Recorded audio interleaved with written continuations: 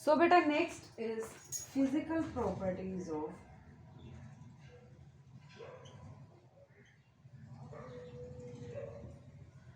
Carboxylic acid. अब बेटा physical properties पढ़ेंगे बेटा, आपको वही बात है, हर बार यही बात है बेटा, सोल्यूबिलिटी और बॉइलिंग पॉइंट की अगर हम बात करते हैं, सबसे पहले सोल्यूबिलिटी इन वाटर चेक करते हैं। तो बेटा पहले इसी का ही नेचर आप देखो, जो RCOOH ग्रुप है वो एक्चुअल में कार्बोनिल ग्रुप की वजह से आपको दिखाई दे रहा है। एक तो ये पोलर है, कार्बोनिल ग्रुप की वजह से क्या है बेटा, ये पोलर है, delta positive delta negative, along with that it has oxygen hydrogen, और पानी के साथ ये बॉन्ड इजीली बना सकता है। मोस्ट इलेक्ट्रोनेगेटिव ये हो गया हाइड्रोजन, तो it will show the hydrogen bonding with the water and shows the water solubility. लेकिन अगर हम बात करते हैं बेंजोइक एसिड की, तो बेंजोइक एसिड क्या है बेटा, इनसोल्यूबल है। आप कहोगे कि बेंजोइक एसिड जो है आपका वो इनसोल्यूबल है, क्यों? एक चीज आपको बार बार बताई जाती है बेटा कि अगर आपका कार्बन कम का है, कंपाउंड कम कार्बन का है, तो वो वाटर सोल्यूबल होगा। अगर कार्बन का नंबर बढ़ता जाएगा तो सोल्यूबिलिटी डिक्रीज होती जाएगी। वही बात है बेटा, बेंजोइक एसिड में 6 कार्बन है, जिसकी वजह से इसकी सोल्यूबिलिटी क्या है, वाटर में कम है। क्लियर है? तो नेक्स्ट आ जाता है बेटा हमारा point, that is the boiling point.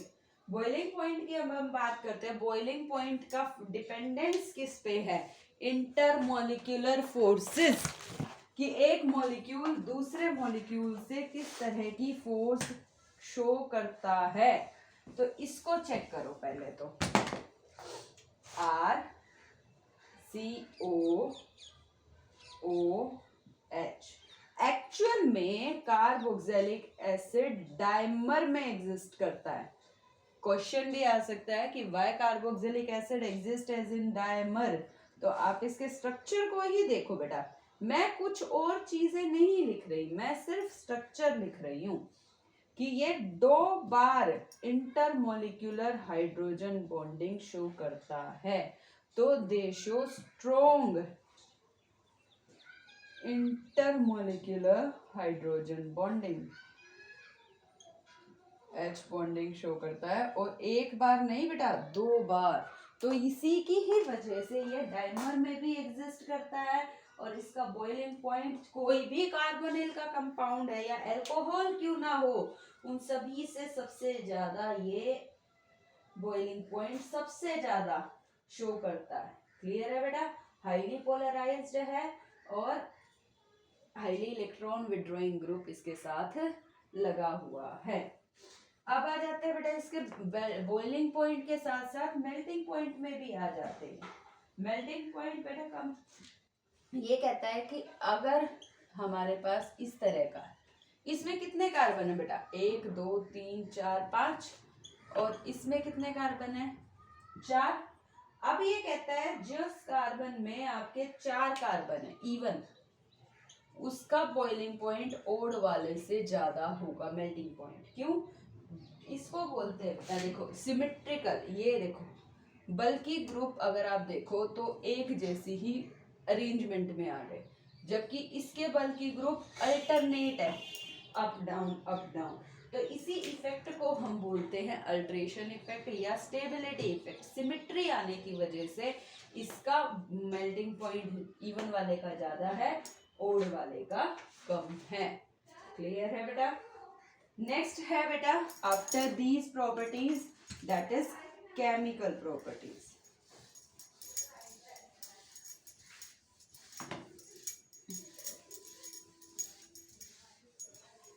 ये तो क्लियर है बेटा, ये डाइमर में क्यों एग्जिस्ट करता है, क्योंकि स्ट्रॉन्ग इंटरमोलिकुलर हाइड्रोजन बॉन्डिंग है बेटा इसमें 2 टाइम्स से। तो नेक्स्ट आ जाता है हमारी केमिकल प्रॉपर्टीज। बेटा सबसे पहले केमिकल प्रॉपर्टी तो इसके नाम में छुपी है, कार्बोक्सिलिक एसिड, यानी ये एसिडिक कैरेक्टर शो करता है, हाईली एसिडिक है, मिनरल एसिड से तो कम है। मिनरल एसिड, अब आप कहोगे मैडम मिनरल एसिड क्या है?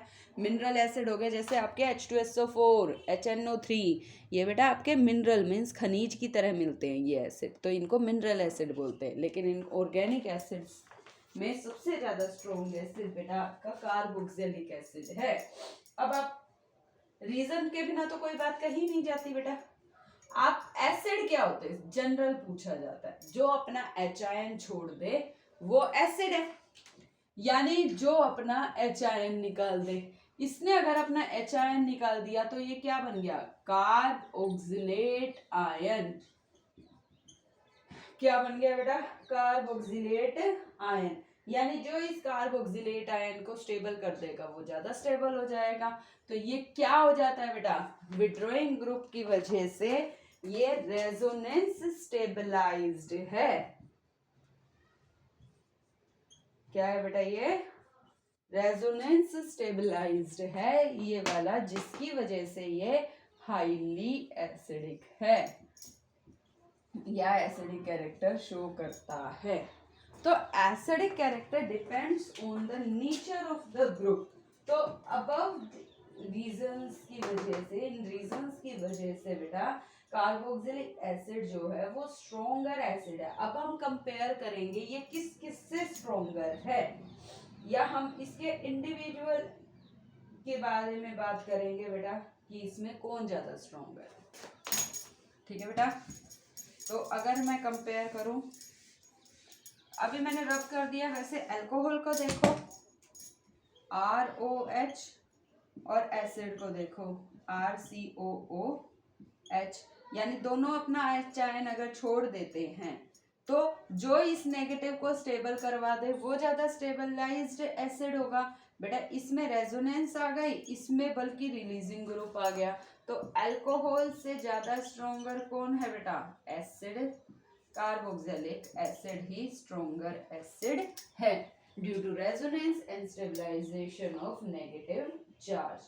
अब जैसे आपको याद है higher pKb value base strength के बारे में बेटा बोला था ना, lower pKb value higher basic. इसी तरीके से कहा जाता है बेटा lower pKa value, A means acid constant, higher acidic. Higher क्या है बेटा, वो एसिडिक है। तो इनकी जो एसिडिक स्ट्रेंथ है बेटा वो लेस देन 1 है, जिसकी pK वैल्यू लेस देन 1 है वो स्ट्रोंगर है। जैसे आपका HCl है, इसकी 7 है, -7। ठीक है बेटा, अब ग्रुप का इफेक्ट हम एसिडिक कैरेक्टर पे पढ़ते हैं कि ये स्ट्रोंगर एसिड है than alcohol. Now the next is the effect of substituent on the acidic character.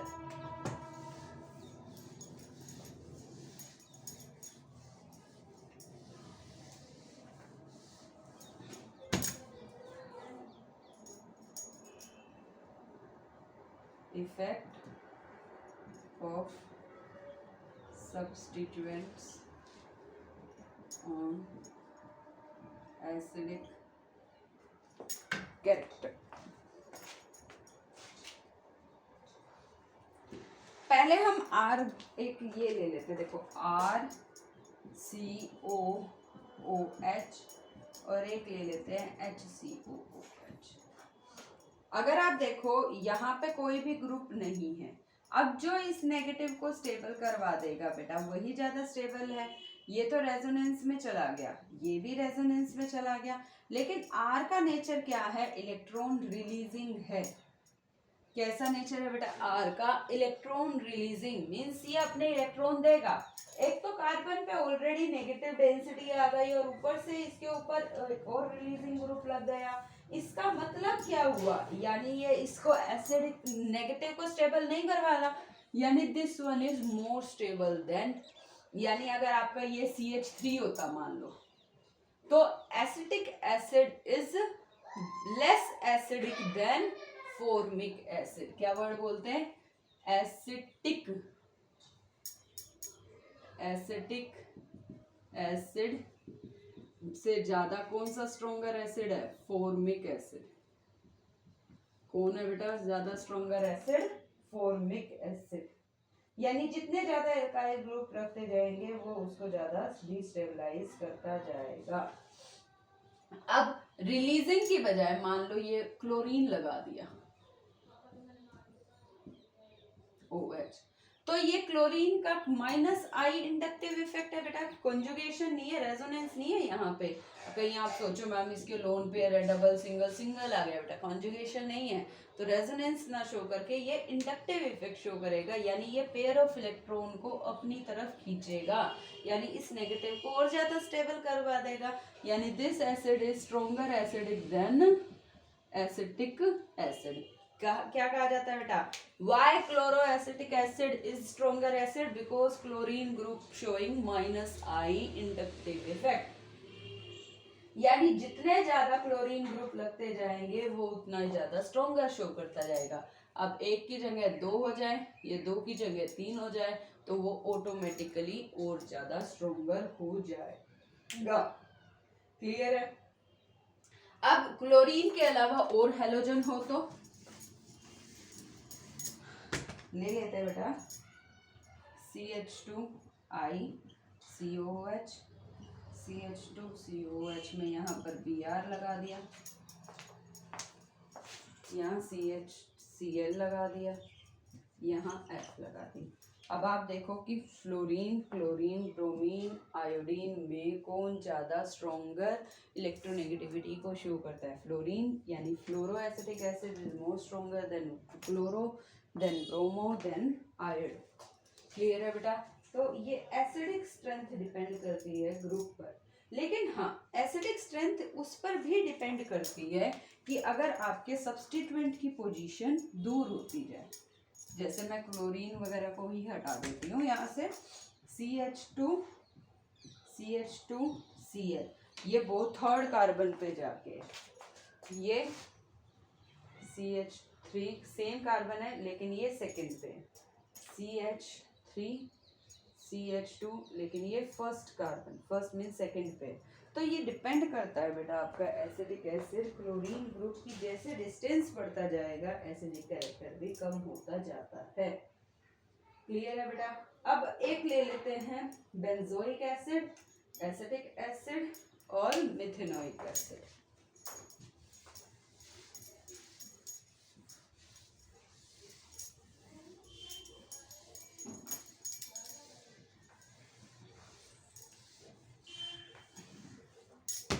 किसको HCOOH और बेंजीन रिंग के ऊपर COOH। अब इन दोनों को देखो, इस पे तो कोई ग्रुप नहीं लगा, इस पे कोई ग्रुप नहीं लगा, यानी इसका तो नॉर्मल एसिडिक कैरेक्टर है जो होना चाहिए था, क्योंकि इस पे तो कोई ऐसा इफेक्ट नहीं शो हो रहा, ये तो नॉर्मल है। लेकिन जब हम इस बेंजोइक एसिड के बेंजोएट आयन को कंसीडर करते हैं बेटा, इसमें तो रेजोनेंस है, साथ में बेटा ये कार्बोनिल ग्रुप नीचे की तरफ नहीं इलेक्ट्रॉन लेता, ये रिंग के इलेक्ट्रॉन भी अपनी तरफ खींचता है। कैसा है ये, विड्रॉइंग ग्रुप है, ये रिंग के इलेक्ट्रॉन भी अपनी तरफ खींचेगा, जिसकी वजह से ये स्टेबलाइज्ड नहीं होगा। यानी मिथेनोइक एसिड ही स्ट्रोंगर एसिड है देन COOH। लेकिन हाँ अगर हम कंसीडर करते हैं एसिटिक एसिड को, तो ये तो डायरेक्ट रिलीजिंग ग्रुप है जो इसको क्या कर देता है, हाईली डिस्टेबलाइज्ड कर देता है, यानी acidic character of acetic acid is very much lower than the other. अब बेंजोइक एसिड के बारे में बात करें, अगर बेंजोइक एसिड के ऊपर ग्रुप को देखो, अगर बेंजोइक एसिड के ऊपर ग्रुप है ऑर्थो पोजीशन पे बेटा, अगर मेटा पोजीशन पे है तो वो स्ट्रोंगर एसिड होगा। अब वो डिपेंड करता है कि ग्रुप कैसा है, रिलीजिंग ग्रुप है तो एसिडिक स्ट्रेंथ को कम कर देगा क्योंकि इसको तो नेगेटिव को नीचे खींचना है। जो ये ग्रुप है अगर इलेक्ट्रॉन रिलीजिंग ग्रुप है like OH, like Cl, like CH3, ये एसिडिक स्ट्रेंथ को डिक्रीज कर देंगे, डिक्रीज एसिड स्ट्रेंथ। अगर आपका इलेक्ट्रॉन विड्रॉइंग ग्रुप है like nitro, like carbonate, like CN, तो ये एसिड स्ट्रेंथ को इंक्रीज कर देंगे। अब कौन सी पोजीशन पे कम करेंगे बेटा? पैरा पोजीशन वाला, चाहे आपका एसिड स्ट्रेंथ डायरेक्ट रिलेटेड होता है, अगर ग्रुप यहाँ लगा हुआ है डायरेक्ट तो ये इसके रिंग के इलेक्ट्रॉन को अपनी तरफ खींच लेगा, यानी ज़्यादा स्टेबल कर देगा, ज़्यादा एसिड स्ट्रेंथ बढ़ा देगा। अगर हम रिलीजिंग ग्रुप की बात करें तो वो एसिड स्ट्रेंथ को घटा भी देगा। क्लियर है? तो एसिड स्ट्रेंथ सबसे बारीकी से समझने वाली बात है। जो H को रिलीज करके O को इलेक्ट्रॉन वाले साइड को स्टेबल कर देगा वो ज्यादा स्ट्रॉन्गर एसिड है, यानी जो उस O नेगेटिव को स्टेबलाइज करवा देगा बेटा वो ही ज्यादा स्ट्रॉन्गर एसिड है। अब उसकी स्टेबिलिटी पे ही डिपेंड करता है कि आपका कौन सा स्ट्रॉन्गर एसिड है। ये आपने जज करना है कि किसको आपने स्ट्रॉन्गर लेना है, किसको आपने वीकर कंसीडर करना है। सो नेक्स्ट है बेटा आपका chemical properties of the acid.